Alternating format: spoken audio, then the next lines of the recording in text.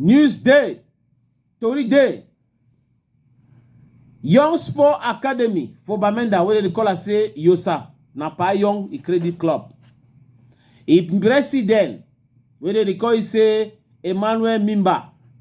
Una remember say we tell una say Samuel and Eto'o fees if we meet up Emmanuel Mimba for that side for Parigo.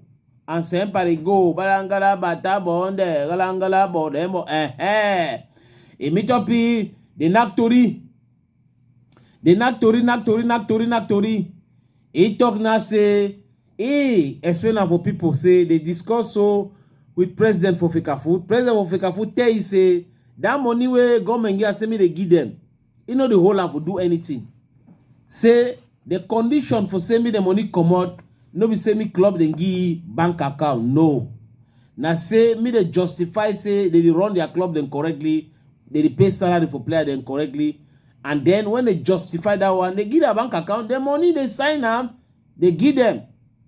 So, president for Young Sport, he don't talk, say, he get all that paper them for justify, say, he don't send them for WhatsApp for president for Fekafood, he don't send them again, send them for different officially too, say, he hopes say now, as you know, racing at all, they go give them the Amburu.